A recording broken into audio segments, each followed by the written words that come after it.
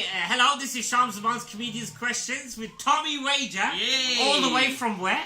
From Nottingham. Right, okay, and how do you think it went today? It went really, really well. The amazing. bush is always an absolute blast.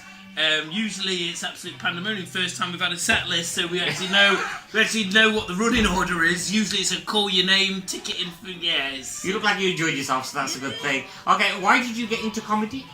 Okay, basically, I had a cough for about 6 weeks, true story. Thought I had lung cancer because I'm a hypochondriac. Okay. And then someone was like, oh, you think you're dying? Then you just may as well do something you really love. So then I went to an open mic night, did some comedy. Okay. And then found out I was a hypochondriac afterwards. To find out that I ain't got lung cancer and I'm going to be alright. I lived, basically. Did you have an obsession with comedy when you were younger?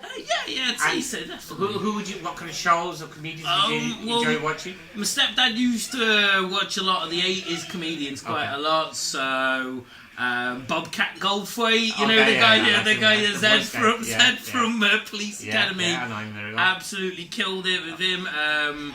Obviously Bill Hicks, absolute legend. George Carlin, all the classic kind of 80s comedians. But like I was watching them all on like old VHSs that he got growing up. I probably shouldn't have been watching them because a lot of it X-rated was like, material, Eddie Murphy and stuff, and Richard Pryor as well. And then, you know, with regards to writing comedy, when did you first start writing? How long have you been writing comedy? I've been doing the circuit for about 3 years. Started writing. I was writing kind of jokes before they were telling funny stories, and then those stories like they kind of developed, anecdotes, and then they turned into kind of bits, and then I realised I could do something with them. Were you always good at English and creative arts in school? Yeah, I'd say so. Did you do any theatre? I did do media studies at college. You know, you're making the videos, and you're like, I've got to work with all these people. We've got to make this work, and then you're like, no, it's kind of boring that this is serious, so you kind of throw some comedy in there. Yeah, cool. And where do you get your inspiration for ideas from? Okay, well, in terms of ideas, I make sure I've got pen and paper around with me anytime so if I'm sat on a bus and I'm over here in a conversation, someone's talking about throwing Fanta at the back of someone's head and a Greggs that they don't like, that's going down, you know, anything like that. I do that as well, or just kind of overhearing conversations is one of the best ways of doing it, and just making sure that you're observing, penning that shit down. Any kind of shows inspire you? Because I always watch The Simpsons when I have writer's block, to be honest with you. Do you have any shows that maybe inspire you as well? South Park was always a big inspiration. I love that kind of show. I know it sounds weird, but like Third Rock from the Sun and all those kind of ones. Because I think that some sitcoms are doing, but best sitcom all time. Father Ted. Father Ted, without a doubt. I was watching that. When he died in 1994, I must have been about like 8 or 9 years old. I cried more about Dermot Morgan dying than I did my own granddad the year before. A lifelong fan. Yeah, a lifelong fan, definitely. What would you say your style? How would you describe your style of comedy?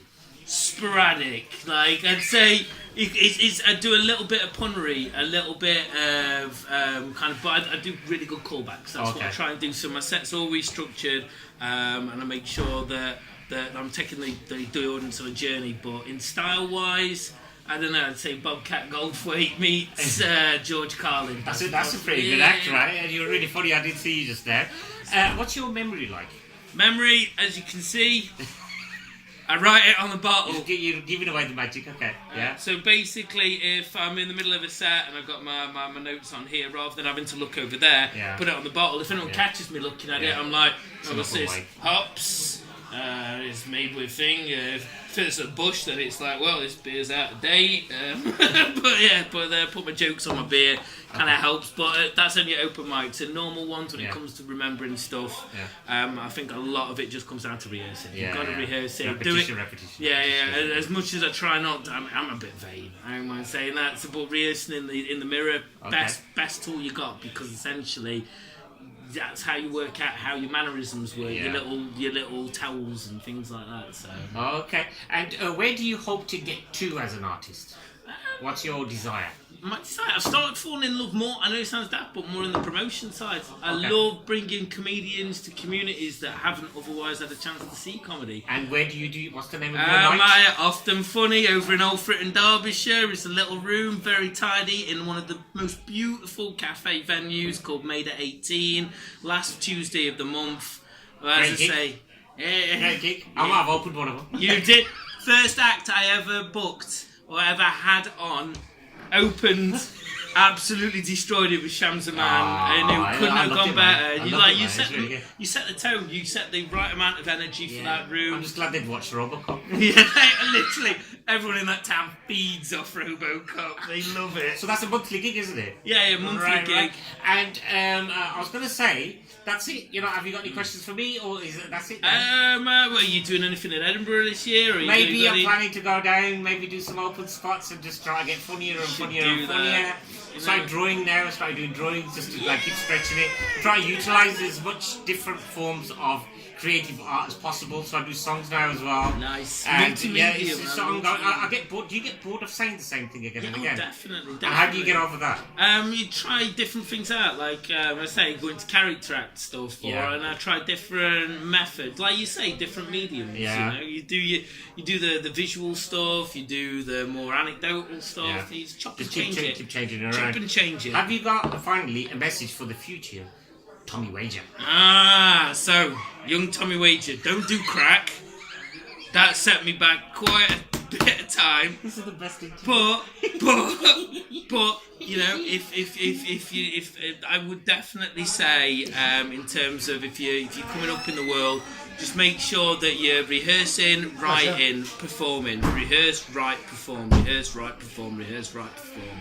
That's your kind of your keystone there. As much as you perform, as much as you write, then you're always rolling out new material, absolutely red hot stuff.